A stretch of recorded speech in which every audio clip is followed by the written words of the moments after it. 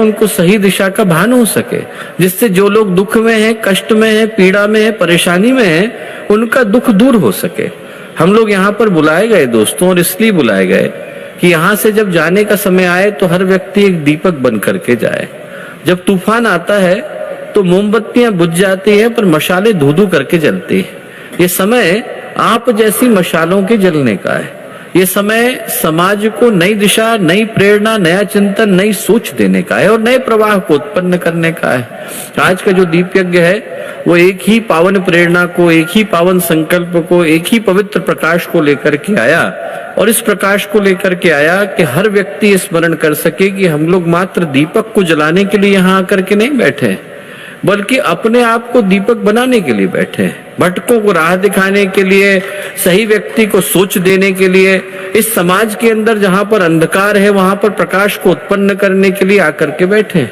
आप में से प्रत्येक व्यक्ति वो हीरा है जिसकी तलाश करते हुए गुरुदेव आए, और हीरा मूल्यवान हो जाता है यदि वो जौहरी के हाथ में लग जाता है। इतना बड़ा सौभाग्य है कि हम लोग हीरे अपने गुरुदेव के चरणों में आज समर्पित हो गए हैं।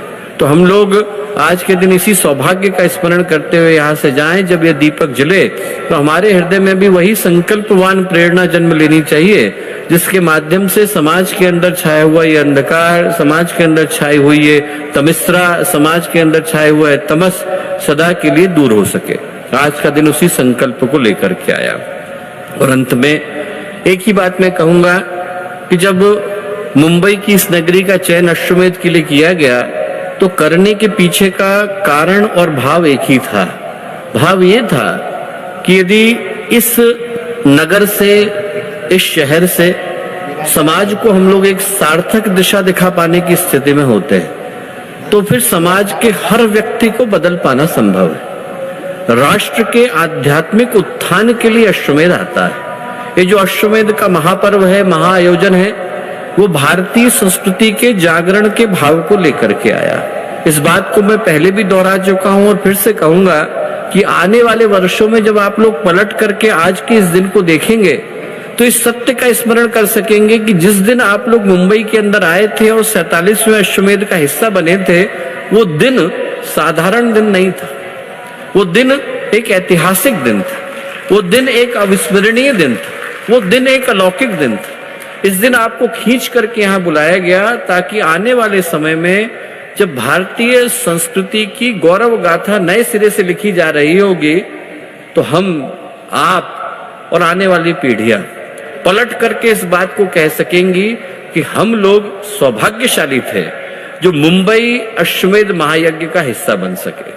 मुंबई अश्वमेध महायज्ञ का हिस्सा बन सके क्योंकि इसी दिन नए भारत की गौरव गाथा को लिखा गया। अनेकों लोगों ने, अनेकों गणमान्य अतिथियों ने यहाँ आकर अपनी अपनी भावनाओं को इसी रूप में व्यक्त किया।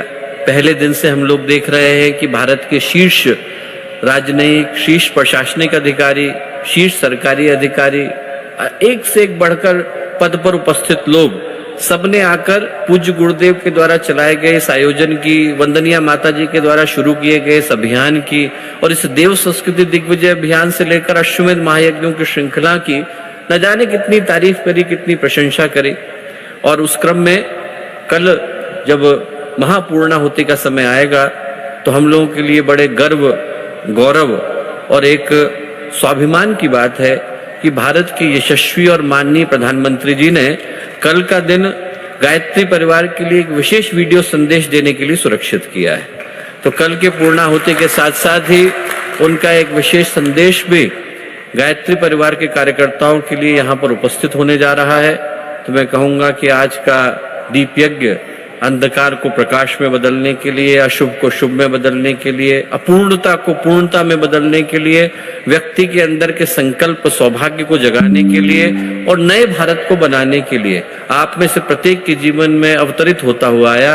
आप में से प्रत्येक को आज के शुभ अवसर पर अनेकों शुभकामनाएं, शुभेच्छाएं, मंगल कामनाएं।